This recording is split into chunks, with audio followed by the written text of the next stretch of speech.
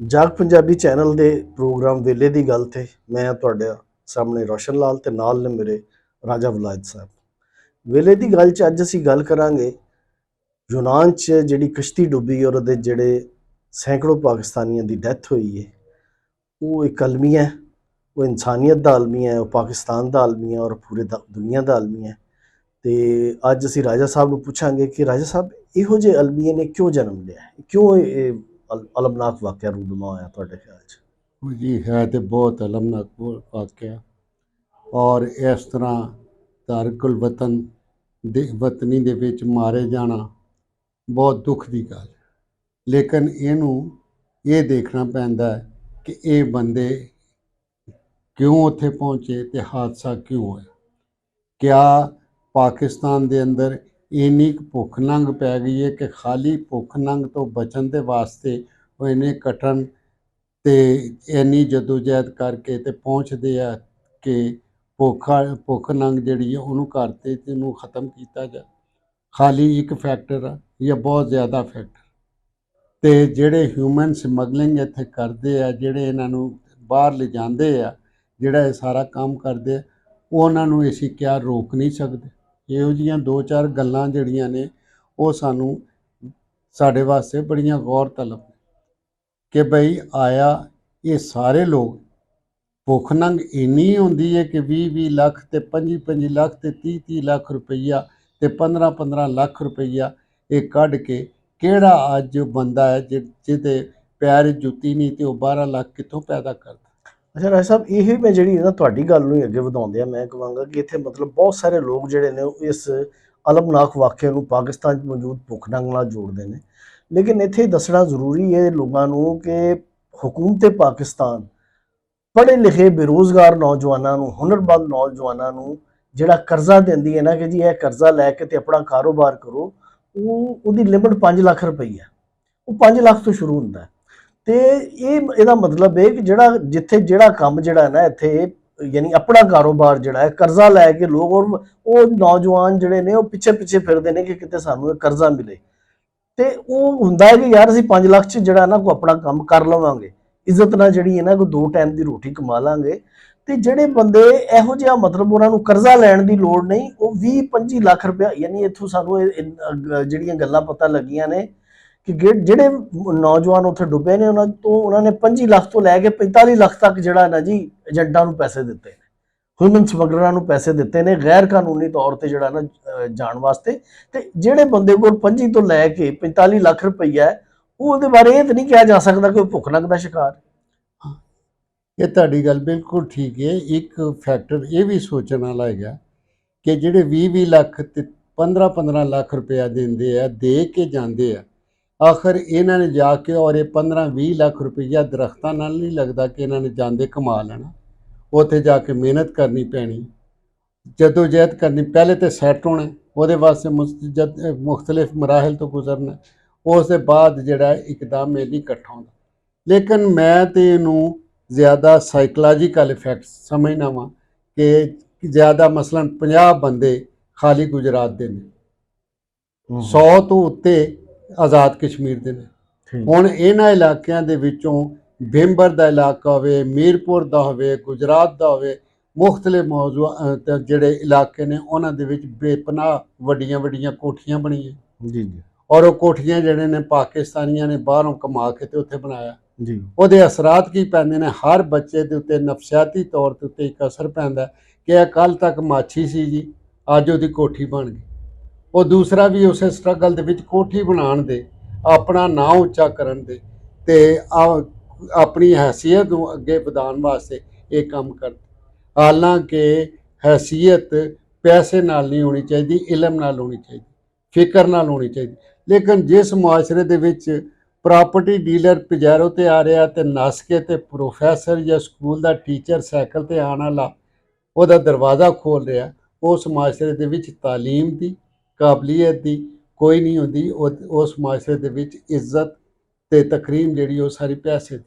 ਔਰ ਇਹ ਸਾਡੇ ਐਜੂਕੇਸ਼ਨ ਸਿਸਟਮ ਨੇ ਐਸੀ ਤਬਾਹੀ ਫੇਰੀ ਹੋਈ ਹੈ ਕਿ ਲੋਕ ਜਿਹੜੇ ਨੇ, ਔਰ ਇਹਦੇ 'ਚ ਰੋਸ਼ਨ ਲਾਲ ਜੀ ਮੈਂ ਤੁਹਾਨੂੰ ਇਹ ਦੱਸਾਂ ਕਿ ਜ਼ਿਆਦਾ ਬੰਦੇ ਉਹ ਨੇ ਜਿਨ੍ਹਾਂ ਦੇ ਪਹਿਲੇ ਲੋਕ ਯੂਰਪ ਦੇ ਵਿੱਚ ਪਹੁੰਚੇ।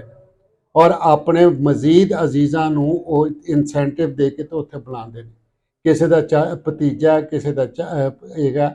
ਔਰ ਇਹ ਜਿਹੜੀ ਥਰਸਟ ਹੈ, ਇਸ ਥਰਸਟ ਨੂੰ, ਇਹ ਨਫਸਿਆਤੀ ਥਰਸਟ ਨੂੰ ਕੈਸ਼ ਕਰਾਉਣ ਵਾਸਤੇ ਹਿਊਮਨ ਸਮਗਲਰ ਜਿਹੜੇ ਨੇ ਉਹ ਅੱਗੇ ਅੱਗੇ। ਇਹਦਾ ਹੁਣ ਤੁਹਾਡੇ ਕਹਿਣ ਦਾ ਮਤਲਬ ਇਹ ਹੈਗਾ ਕਿ ਇਹ ਜਿਹੜੀ ਇਹ ਬਾਹਰ ਜਾਣਾ ਜਿਹੜੇ ਲੋਕੀ ਚਾਹੁੰਦੇ ਨੇ, ਉਹ ਕਈ ਫੈਕਟਰ ਨੇ ਜਿਨ੍ਹਾਂ ਦੀ ਵਜ੍ਹਾ ਨਾਲ ਬਾਹਰ ਜਾਣਾ ਚਾਹੁੰਦੇ ਨੇ। ਬਿਲਕੁਲ ਉਹਦੇ ਵਿੱਚ ਜੇ ਹੈਗਾ ਕਿ ਕਈ ਤੇ ਆਪਣੇ ਰਿਸ਼ਤੇਦਾਰਾਂ ਦੇ ਸਾੜੇ ਦੀ ਵਜ੍ਹਾ ਨਾਲ ਬਾਹਰ ਜਾਣਾ ਚਾਹੁੰਦੇ ਨੇ, ਤੇ ਕਈ ਐਸੇ ਵੀ ਨੇ ਕਿ ਉਹਨਾਂ ਦੇ ਰਿਸ਼ਤੇਦਾਰ ਆਪ ਕਹਿੰਦੇ ਨੇ ਕਿ ਯਾਰ ਇਹ ਚੋਰ ਦਰਵਾਜ਼ਾ ਹੀ, ਲੀਗਲ ਤਰੀਕੇ ਨਾਲ ਅਸੀਂ ਤੈਨੂੰ ਬੁਲਾ ਨਹੀਂ ਸਕਦੇ ਕਿਉਂਕਿ ਕਾਨੂੰਨ ਉੱਥੇ ਤੇ ਬੜੇ ਸਖਤ ਹੋ ਗਏ ਨੇ।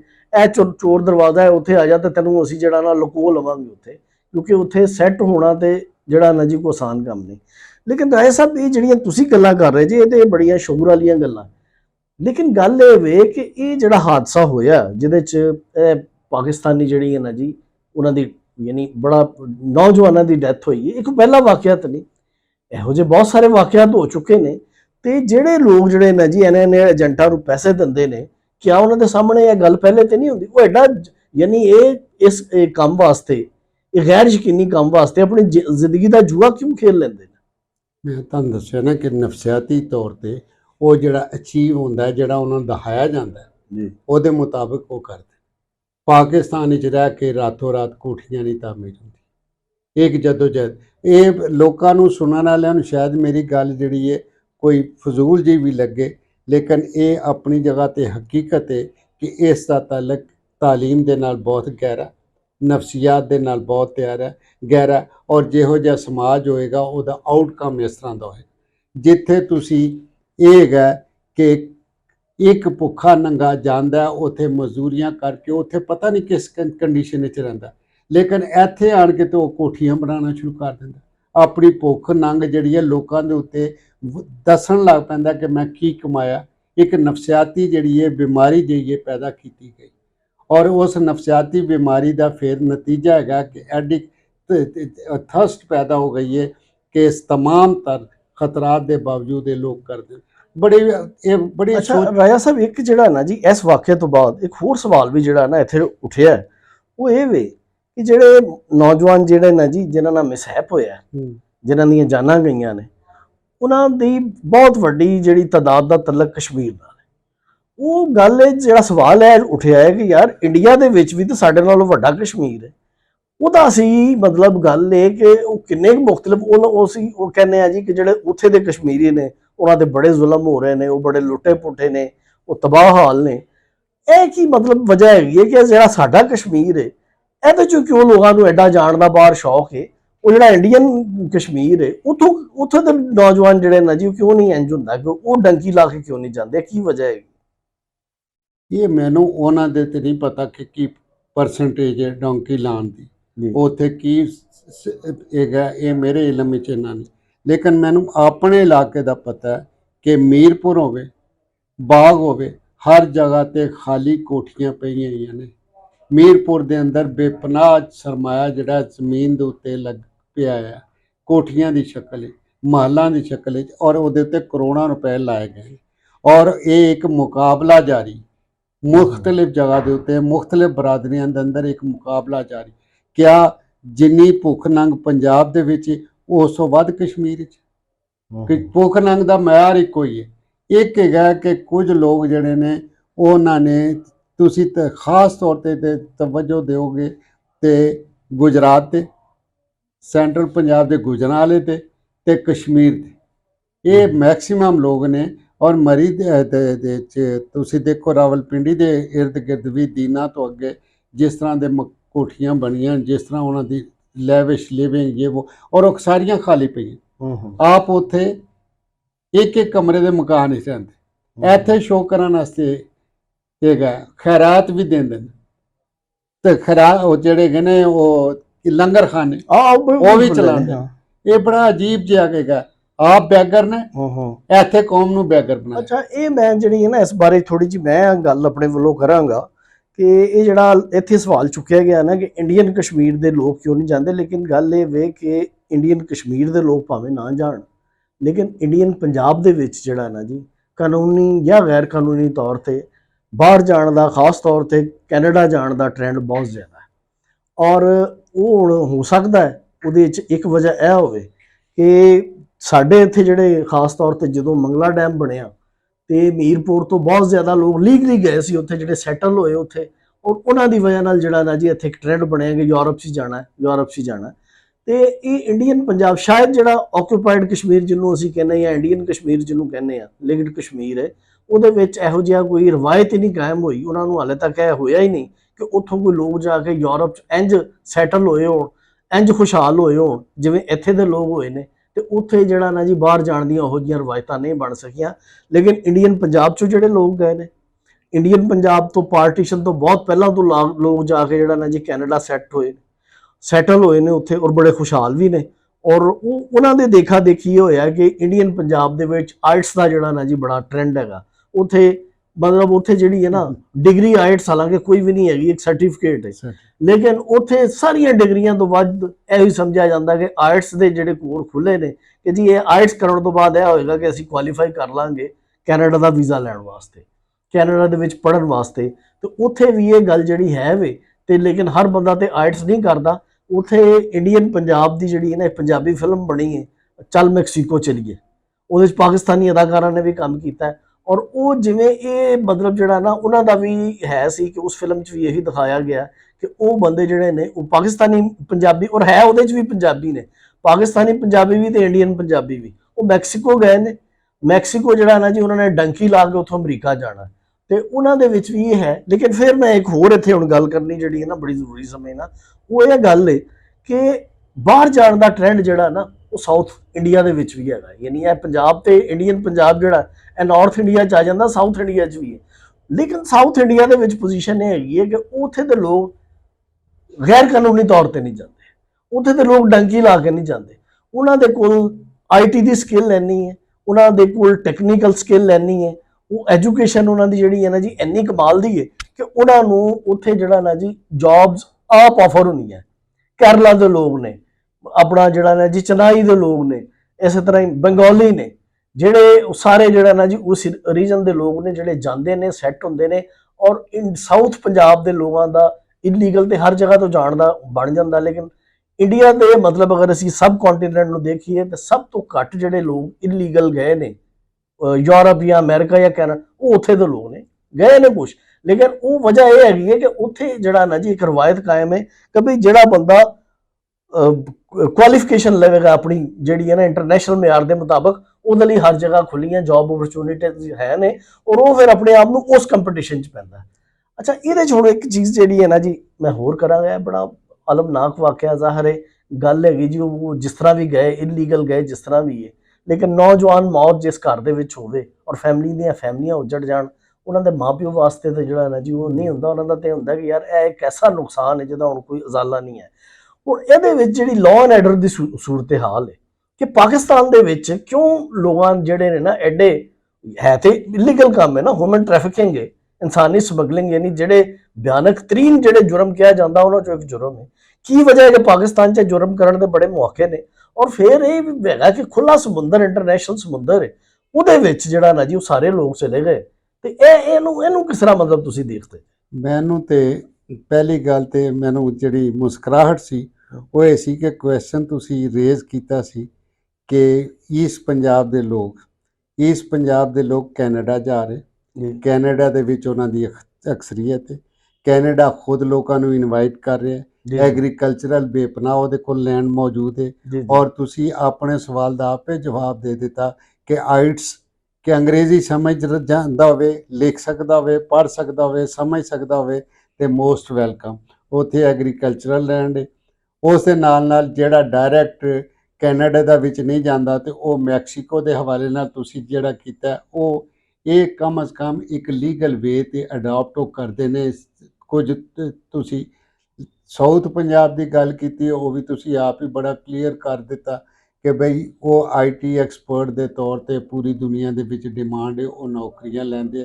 ਬਲਕਿ ਜਿਹੜੇ ਘਰਾਂ ਦੇ ਵਿੱਚ ਮਿਡਲ ਈਸਟ ਵਿੱਚ ਅਬੂ ਧਾਬੀ, ਦੁਬਈ, ਇਹ ਉਹ ਨਰਸ, ਫਿਲਪਾਈਨ ਦੇ ਲੋਕ ਖਵਾਤੀਨ, ਔਰ ਇਹ ਸਾਰੇ ਸਾਊਥ ਇੰਡੀਆ ਦੇ ਵੀ ਬੰਦੇ ਮੈਂ ਉੱਥੇ ਘਰਾਂ ਦੇ ਵਿੱਚ ਮੁਲਾਜ਼ਮਤ ਕਰਦੇ ਦੇਖੇ ਨੇ, ਉਹਨਾਂ ਦਾ ਵੀ ਵੇ ਜਿਹੜਾ।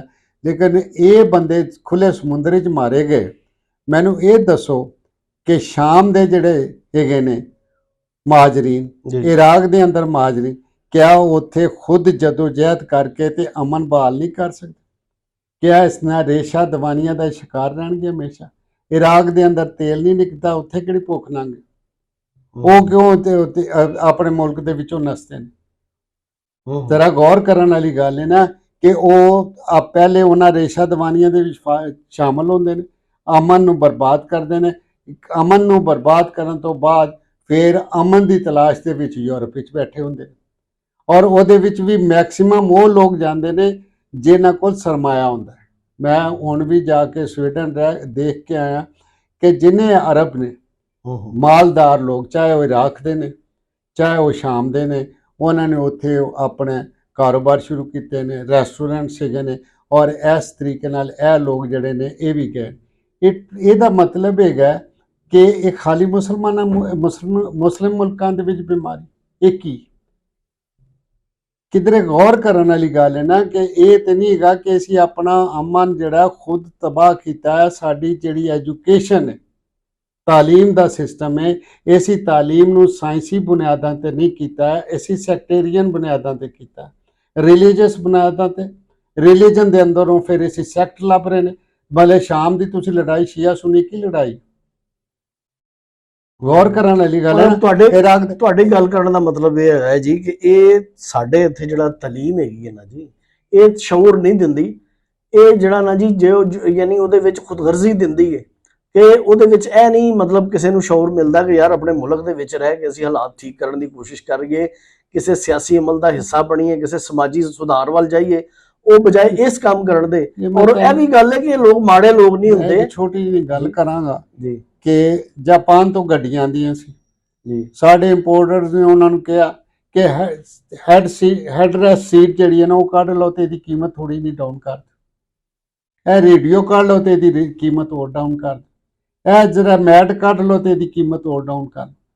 ਜਸਟ ਇਹ ਕੀ ਐਜੂਕੇਸ਼ਨ ਕੀ ਹੈ ਕਿ ਜਿਹੜੀਆਂ ਬੁਨਿਆਦੀ ਚੀਜ਼ਾਂ ਨੇ ਉਹ ਕੱਢ ਕੇ ਉਹਦਾ ਨਤੀਜਾ ਹੈਗਾ ਕਿ ਯੂਰਪੀਅਨ ਮਾਡਲ ਹੋ ਰਹੇ ਤੇ ਏਸ਼ੀਅਨ ਮਾਡਲ ਹੋ। ਇਸੇ ਤਰੀਕੇ ਨਾਲ ਤੁਸੀਂ ਇਹ ਦੇਖੋ ਕਿ ਲੀਬੀਆ ਦੇ ਅੰਦਰੋਂ ਇਹ ਵੋਟ ਲਈ ਗਈ ਹੈ ਤੇ ਤਮਾਮ ਪਾਕਿਸਤਾਨੀ ਉਹਦੇ ਬੇਸਨ ਵਿੱਚ ਜਿਹੜਾ ਨਾ ਥੱਲੇ ਆ ਰੱਖੇ ਉਹਨਾਂ ਨੇ, ਬਿਲਕੁਲ ਉਹਨਾਂ ਦੀ ਡੈਥ ਵੀ ਇਸੇ ਕਰਕੇ ਹੋਈ ਕੀ ਹੈ ਕਿ ਉਹਦੇ ਕਿਰਾਇਆ ਕੱਟ ਸੀ। ਕਿਆ ਉੱਥੇ ਵੀ ਦੁਨੀਆ ਦੇ ਅੰਦਰ ਐਡੀ ਕਿ ਡਿਸਪੈਰਿਟੀ? ਇਹਦਾ ਮਤਲਬ ਸਾਡੀ ਤਾਲੀਮ ਸਾਨੂੰ ਜਿਹੜਾ ਨਾ ਉਹ ਬਹੁਤ ਨੁਕਸਾਨ ਪਹੁੰਚਾ ਰਹੀ ਹੈ। ਸਾਡੀ ਕੋਈ ਸੋਸ਼ਲ ਵੈਲਿਊਜ਼ ਹੀ ਨਹੀਂ ਰਹਿ ਗਈ। ਅਸੀਂ ਕਰਪਸ਼ਨ ਨੂੰ ਰੱਜ ਕੇ ਕਰਨੇ ਆ ਔਰ ਕਰਪਸ਼ਨ ਦੇ ਬਾਅਦ ਸਮਝਦੇ ਆ ਕਿ ਅਸੀਂ ਕਾਬਲੇ ਮਾਫੀ ਹੁਣ ਨਹੀਂ ਰਹੇ ਤੇ ਫਿਰ ਅਸੀਂ ਮੁੱਲਾਂ ਦਾ ਸਹਾਰਾ ਲੈਣਾ। ਅਸੀਂ ਤੇ ਨੈਕਸਸ ਬਣਾਇਆ ਕਿ ਮੁੱਲਾ ਆਣ ਕੇ ਸਾਨੂੰ ਕਹਿ ਦਿੰਦਾ ਕਿ ਉਮਰਾ ਕਰ ਲਓ ਬਖਸ਼ੇ ਜਾਓਗੇ ਤੇ ਕਰਪਸ਼ਨ ਕਰ ਲਓ ਤੇ ਮਾਲ ਬਣਾ ਲਓ। ਅੱਛਾ ਐਸਾ ਆਖਰ ਤੇ ਮੈਂ ਜਿਹੜਾ ਨਾ ਹੁਣ ਤੁਹਾਡੇ ਕੋਲ ਇਹ ਪੁੱਛਾਂਗਾ ਕਿ ਜਿਹੜਾ ਉੱਥੇ ਕੋਸਟ ਗਾਰਡ ਨੇ ਯੂਨਾਨੀ, ਉਹਨਾਂ ਦਾ ਜਿਹੜਾ ਰੋਲ ਹੈ ਪੂਰੀ ਦੁਨੀਆ 'ਚ ਕੰਡੈਮ ਕੀਤਾ ਜਾ ਰਿਹਾ ਕਿ ਅਗਰ ਉਹ ਕਿਤੇ ਜਿਹੜਾ ਨਾ ਬੋਟ ਡੁੱਬ ਰਹੀ ਸੀ ਔਰ ਉਹ ਰੈਸਕਿਊ ਕਰ ਸਕਦੇ ਸੀ, ਇੰਨੀਆਂ ਜਾਨਾਂ ਬਚਾਈਆਂ ਜਾ ਸਕਦੀਆਂ ਸੀ, ਉਹਨਾਂ ਨੇ ਜਿਹੜੀ ਇਹ ਜਿਹੜਾ ਗੈਰ ਇਨਸਾਨੀ ਰਵੱਈਆ ਹੈ ਔਰ ਉਹਦੇ ਤੇ ਪੂਰੀ ਦੁਨੀਆ ਦੇ ਵਿੱਚ ਉਹਨਾਂ ਨੂੰ ਉਹਦੀ ਮਜ਼ੰਮਤ ਵੀ ਹੋ ਰਹੀ ਹੈ। ਉਹਦੇ ਵਿੱਚ ਈਵਨ ਕਿ ਯੂਨਾਨ ਦੇ ਵਿੱਚ ਜਿਹੜਾ ਨਾ ਜੀ ਲੈਫਟਿਸਟ ਨੇ ਉਹਨਾਂ ਨੇ ਇਹਦੇ ਤੇ ਜਿਹੜਾ ਨਾ ਐਜੀਟੇਸ਼ਨ ਕੀਤਾ। ਉਹਦੇ ਵਿੱਚ ਦੋ ਤਿੰਨ ਚੀਜ਼ਾਂ ਨੇ ਜੀ। ਇੱਕ ਤੇ ਇਹਨੂੰ BBC ਨੇ ਕੀਤਾ ਕਿ ਬਈ ਬੋਟ ਜਿਹੜੀ ਹੈ ਉਹ ਤੂੰ ਜਿਸ ਲਈ ਉਹਨਾਂ ਨੇ ਡੇਂਜਰ ਦੇਖਿਆ ਤਾਂ ਉੱਥੇ ਪਹੁੰਚ ਕੇ ਬਕਾਇਦਾ ਉਹਨਾਂ ਨੇ ਪਾਣੀ ਵੀ ਉਹਨਾਂ ਨੂੰ ਦਿੱਤਾ, ਖਾਣਾ ਵੀ ਦਿੱਤਾ, ਲੇਕਿਨ ਉਹਨਾਂ ਨੂੰ ਬਚਾਉਣ ਦੀ ਕੋਸ਼ਿਸ਼ ਨਹੀਂ ਕੀਤੀ ਬਲਕਿ ਉਹਨਾਂ ਦੇ ਗਿਰਦ ਘੁੰਮਦੇ ਰਹੇ। ਉਹ ਮੈਨੂੰ ਚੀਜ਼ ਇਸ ਤਰ੍ਹਾਂ ਲੱਗਦੀ ਹੈ ਕਿ ਇਹ ਨਹੀਂ ਚਾਹੁੰਦੇ ਸੀ ਕਿ ਗੈਰ ਕਾਨੂੰਨੀ ਤਾਰਕੀਨ ਵਤਨ ਨੂੰ ਕਿਸੇ ਜਗ੍ਹਾ ਦੇ ਉੱਤੇ ਏਸੀ ਠਹਿਰਾ ਕੇ ਤੇ ਆਪਣੇ ਤੇ ਬੋਝ ਲਏ, ਲੇਕਿਨ ਇਹ ਇਨਹਿਊਮਨ ਐਟੀਟਿਊਡ ਸੀ। ਦੂਸਰੀ ਇੱਕ ਉਹਦੇ ਵਿੱਚ ਉੜਦੀ ਜਿਹੜੀ ਖਬਰ ਹੈ ਉਹ ਹੈਗਾ ਕਿ ਹਿਊਮਨ ਸਮਗਲਰ ਖੁਦ ਗੋਰੇ ਵੀ ਗ੍ਰੀਕਸ ਵੀ ਸ਼ਾਮਲ ਸਨ। ਅੱਛਾ, ਉਹ ਗ੍ਰੀਕਸ ਨੇ ਉਹਨਾਂ ਦੇ ਨਾਲ ਔਰ ਕਰਪਸ਼ਨ ਆਪਣੀ ਜਗ੍ਹਾ ਦੇ ਉੱਤੇ ਜਿਹੜੇ ਉੱਥੇ ਉਹਨਾਂ ਨੇ ਮਿਲ ਕੇ ਉਹਨਾਂ ਦੇ ਨਾਲ ਤੇ ਆਪਣੀ ਰਾਹ ਫਰਾਰ ਅਖਤਿਆਰ ਕੀਤੀ ਔਰ ਉਹਨਾਂ ਦੀ ਮਦਦ ਨਹੀਂ ਕੀਤੀ। ਤੇ ਤੀਸਰੀ ਗੱਲ ਜਿਹੜੀ ਉਹਨਾਂ ਦਾ ਵਰਜਨ ਆਇਆ ਉਹਨਾਂ ਦੀ ਸਿਕਿਉਰਿਟੀ ਵਾਲਿਆਂ ਦਾ, ਉਹਨਾਂ ਦਾ ਹੈਗਾ ਕਿ ਬੋਟ ਖਰਾਬ ਹੀ ਨਹੀਂ ਸੀ, ਮੁਸਲਸਲ ਅਸੀਂ ਉਹਨੂੰ ਵਾਚ ਕਰਦੇ ਰਹੇ 7 ਘੰਟੇ ਔਰ ਇਹ ਆਪਣੇ ਪਾਥ ਦੇ ਉੱਤੇ ਚੱਲ ਰਹੀ ਸੀ। ਯਕਾ-ਯਕ ਉਹਦੇ 'ਚ ਕੀ ਹੋਇਆ ਇਹ ਸਾਨੂੰ ਨਹੀਂ ਪਤਾ। ਇਹ ਉਹਨਾਂ ਦੀ ਇਹ 3 ਡਿਫਰੈਂਟ ਜਿਹੜੀਆਂ ਸਟੇਟਮੈਂਟਸ ਆ ਰਹੀਆਂ ਨੇ, ਉਹਦੀ ਹੁਣ ਇਨਕੁਆਇਰੀ ਦਾ ਮੁਤਾਲਬਾ ਕੀਤਾ ਜਾ ਰਿਹਾ ਦੁਨੀਆ ਭਰ 'ਚ ਕਿ ਇਹਦੇ ਉੱਤੇ ਕੀਤਾ ਜਾਏ, ਇਨਕੁਆਇਰੀ ਕੀਤੀ ਜਾਏ ਕਿ ਇਹ ਮਿਸਹੈਪ ਹੋਇਆ, ਕਿਉਂਕਿ ਭਾਵੇਂ ਉਹ ਇਲੀਗਲ ਸਨ, ਭਾਵੇਂ ਕੋਈ ਸੀ, ਪਹਿਲੇ ਇਨਸਾਨੀ ਜਾਨ ਦਾ ਬਚਾਉਣਾ ਜਿਹੜਾ ਸਭ ਤੋਂ ਵੱਡਾ ਫਰੀਜ਼ਾ ਹੁੰਦਾ ਹੈ। ਇਹ ਨਹੀਂ ਹੋ ਸਕਦਾ ਕਿ ਬਈ ਇਹ ਮੇਰੇ ਤੇ ਬੋਝ ਬਣ ਜਾਏਗਾ, ਫਲਾਣੀ ਜਗ੍ਹਾ ਤੇ ਚਲਾ ਜਾਏਗਾ, ਮੈਨੂੰ ਇਹਦਾ ਜਵਾਬ ਦੇਣਾ ਪਏਗਾ। ਇਹ ਨਹੀਂ ਹੋਣਾ ਦਾ, ਪਹਿਲੇ ਇਨਸਾਨ ਨੂੰ ਬਚਾਓ ਤੇ ਉਸ ਤੋਂ ਬਾਅਦ ਫੈਸਲਾ। ਬਹੁਤ ਵੱਡਾ ਹਾਦਸਾ ਹੈ। ਲੇਕਿਨ ਇਹਦੀਆਂ 3 ਜਿਹੜੀਆਂ ਵਰਸ਼ਨਸ ਨੇ, ਲੇਕਿਨ ਜ਼ਿਆਦਾ ਇਮਕਾਨ ਇਹੋ ਹੀ ਹੈਗਾ ਕਿ ਉੱਥੋਂ ਦੀ ਜਿਹੜੀ ਸਿਕਿਉਰਿਟੀ ਵਾਲੇ ਨੇ ਉਹਨਾਂ ਨੇ ਨੈਗਲੀਜੈਂਸ ਦੀ ਇੰਤਹਾ ਕੀਤੀ। ਉਹਨਾਂ ਨੇ ਨੈਗਲੀਜੈਂਸ ਦੀ ਇੰਤਹਾ ਕੀਤੀ ਹੈ। ਮਰਨ ਵਾਲੀ ਫੈਮਲੀਜ਼ ਦੇ ਨਾਲ ਇਸ ਬਿਲਕੁਲ ਸਾਨੂੰ ਖਲੋਣਾ ਚਾਹੀਦਾ ਹੈ। ਇਹਦੀ ਤਹਿਕੀਕ ਹੋਣੀ ਚਾਹੀਦੀ ਹੈ। ਹਿਊਮਨ ਸਮਗਲਰ ਜਿਹੜੇ ਨੇ ਉਹਨਾਂ ਨੂੰ ਸਜ਼ਾ ਮਿਲਣੀ ਚਾਹੀਦੀ ਹੈ। ਉਹਨਾਂ ਨੂੰ ਆਪਣੇ ਅੰਜਾਮ ਤੱਕ ਪਹੁੰਚਾਉਣਾ ਚਾਹੀਦਾ। ਲੇਕਿਨ ਉਹਦੇ ਨਾਲ ਨਾਲ ਫਿਰ ਅਗਲੇ ਹਾਦਸੇ ਦਾ ਇੰਤਜ਼ਾਰ ਕਰਨ ਦੀ ਬਜਾਏ ਜੇ ਅਸੀਂ ਸੱਚ ਬੋਲਣਾ ਸ਼ੁਰੂ ਕਰ ਦਈਏ, ਅਸੀਂ ਸੱਚੀ ਤਾਲੀਮ ਦੇਣਾ ਸ਼ੁਰੂ ਕਰ ਦਈਏ, ਨਜ਼ਰੀਆ ਪਾਕਿਸਤਾਨ ਤੇ ਇਸਲਾਮ ਰਾਜਾ ਸਾਹਿਬ ਇਹ ਤੇ ਇਹਨਾਂ ਨੇ ਨਹੀਂ ਛੱਡਣਾ, ਤੇ ਜੇ ਨਹੀਂ ਛੱਡਣਾ ਤੇ ਫਿਰ ਅਗਲੇ ਹਾਦਸੇ ਦਾ ਇੰਤਜ਼ਾਰ ਕਰੋ ਤੇ ਇੱਕ ਨਵੇਂ ਪ੍ਰੋਗਰਾਮ ਦਾ। ਲੇਕਿਨ ਉਹਦੇ ਵਿੱਚ ਕਿ ਜਿਹੜੇ ਸਰਕਮਸਟੈਂਸਸ ਨੇ ਸਾਨੂੰ ਤੇ ਇਹ ਵੀ ਦੇਖਣਾ। ਅੱਜ ਅਸੀਂ ਜਿਹੜੀ ਹੈ ਨਾ ਜੀ ਇਹਦੇ ਤੇ ਬੜੀ ਭਰਵੀਂ ਗੱਲਬਾਤ ਕੀਤੀ ਹੈ। ਇਹ ਜਿਹੜਾ ਹਾਦਸਾ ਹੋਇਆ ਤੇ ਇਸ ਹਾਦਸੇ ਦੇ ਵਿੱਚ ਵਜ੍ਹਾ ਜਿਹੜੀਆਂ ਨੇ ਉਹ ਤੇ ਬੜੀਆਂ ਲੰਮੀਆਂ ਨੇ, ਬੜੀਆਂ ਗਹਿਰੀਆਂ ਵਜ੍ਹਾ ਨੇ। ਉਹ ਸਾਡੇ ਨਿਜ਼ਾਮੇ ਤਲੀਮ ਨਾਲ ਵੀ ਜੁੜੀਆਂ, ਉਹ ਸਾਡੇ ਸਮਾਜ ਨਾਲ ਵੀ ਜੁੜੀਆਂ ਤੇ ਸਾਡੀ ਸਮਾਜੀ ਵੈਲਿਊਜ਼ ਨਾਲ ਵੀ ਜੁੜੀਆਂ। ਲੇਕਿਨ ਇੱਕ ਜਿਹੜਾ ਨਾ ਜੀ ਬੈਨ ਅਲ-ਅਕਵਾਮੀ ਤੌਰ ਦੇ ਉੱਤੇ ਹੈਗਾ ਹੈ ਜਿਹੜੀ ਚੀਜ਼ ਆ ਰਹੀ ਹੈ ਕਿ ਜਿਹੜਾ ਯੂਨਾਨੀ ਕੋਸਟ ਗਾਰਡ ਨੇ ਗਫਲਤ ਦਾ ਮੁਜ਼ਾਹਰਾ ਕੀਤਾ ਔਰ ਗੈਰ ਇਨਸਾਨੀ ਗਫਲਤ ਹੈਗੀ ਹੈ। ਲੇਕਿਨ ਗੈਰ ਇਨਸਾਨੀ ਜਿਹੜੀ ਰਵੱਈਆ ਹੈ, ਜਿਹੜੀ ਗਫਲਤ ਹੈ, ਉਹਦਾ ਆਗਾਜ਼ ਪਾਕਿਸਤਾਨ ਤੋਂ ਹੋਇਆ। ਪਾਕਿਸਤਾਨ ਦੇ ਵਿੱਚ ਇਹੋ ਜਿਹੇ ਕਿਉਂ ਮੌਕੇ ਮੌਜੂਦ ਨੇ ਕਿ ਇੱਥੇ ਲੋਕ ਧੜੱਲੇ ਨਾਲ, ਦੀਦਾ ਦਲੇਰੀ ਨਾਲ ਹਿਊਮਨ ਸਮਗਲਿੰਗ ਕਰਦੇ ਨੇ। ਔਰ ਇਹ ਜਦੋਂ ਇੱਕ ਮਾਰਕੀਟ ਮੌਜੂਦ ਹੋਵੇ ਤੇ ਖਰੀਦਾਰ ਆਪੇ ਆ ਜਾਂਦੇ ਨੇ। ਔਰ ਉਹਦੇ ਵਿੱਚ ਉਹਨਾਂ ਨੂੰ ਇਹ ਵੀ ਪਤਾ ਹੈ ਕਿ ਯਾਰ ਇਹ ਅਸੀਂ ਇਨਸਾਨੀ ਸਮਗਲਿੰਗ ਇੱਥੇ ਸਾਡੀ ਜਿਹੜੀ ਹੈ ਨਾ ਜੀ, ਇਸ ਕਰਕੇ ਬੜੀ ਖੇਤੀ ਜਿਹੜੀ ਹੈ ਨਾ ਇੱਥੇ ਜ਼ਰਖੇਜ਼ ਹੈਗੀ ਹੈ ਸਾਡੇ ਲਈ। ਉਹ ਇਸ ਵਜ੍ਹਾ ਨਾਲ ਕਿ ਲੋਕੀ ਜਿਹੜੇ ਨੇ ਨਾ ਬਿਲਾ ਸੋਚੋ ਸਮਝਿਓ ਆਪਣੀਆਂ ਜਾਨਾਂ ਦਾਅ ਤੇ ਲੈ ਲੈਂਦੇ ਨੇ। ਤੇ ਇਹਦੇ ਵਿੱਚ ਜਿੱਥੇ ਜ਼ਰੂਰਤ ਇਸ ਗੱਲ ਦੀ ਹੈ ਕਿ ਗਵਰਨਮੈਂਟ ਹਰਕਤ ਚਾਹੇ, ਕਾਨੂੰਨ ਹਰਕਤ ਚਾਹੇ, ਇੱਥੇ ਉਹ ਜਿਨ੍ਹਾਂ ਮਾਂ ਪਿਓ ਦੇ ਬੱਚੇ ਮਰ ਗਏ ਨੇ ਉਹਨਾਂ ਦਾ ਤਾਂ ਕੋਈ ਉਜ਼ਾਲਾ ਹੋ ਹੀ ਨਹੀਂ ਸਕਦਾ। ਲੇਕਿਨ ਇਸ ਅਲਮਨਾਕ ਵਾਕਿਏ ਤੋਂ ਸਬਕ ਸਿੱਖ ਕੇ ਉਹ तमाम ਵਾਲਦੈਨ ਜਿਹੜੇ ਹਾਲੇ ਵੀ ਆਪਣੇ ਬੱਚਿਆਂ ਨੂੰ ਬਾਹਰ ਪਹੁੰਚਾਉਣਾ ਚਾਹੁੰਦੇ ਨੇ, ਜਿਹੜੇ ਹਿਊਮਨ ਸਮਗਲਰ ਜਿਹੜੇ ਨੇ ਹਾਲੇ ਵੀ ਉਹਨਾਂ ਦੀਆਂ ਗੱਲਾਂ ਦੇ ਵਿੱਚ ਆ ਕੇ ਸੋਚ ਰਹੇ ਨੇ, ਉਹਨਾਂ ਨੂੰ ਗੌਰ ਕਰਨਾ ਚਾਹੀਦਾ ਹੈ। ਆਪਣੀ ਹਾਲ ਤੇ ਵੀ ਰਹਿਮ ਕਰਨ, ਆਪਣੇ ਬੱਚਿਆਂ ਦੀ ਹਾਲ ਤੇ ਵੀ ਰਹਿਮ ਕਰਨ। ਤੇ ਇਹਨਾਂ ਗੱਲਾਂ ਦੇ ਨਾਲ ਹੀ ਅੱਜ ਅਸੀਂ ਪ੍ਰੋਗਰਾਮ ਦਾ ਆਪਣਾ ਇਖਤਤਾਮ ਕਰਨੇ ਆ। ਰੱਬ ਰੱਖ।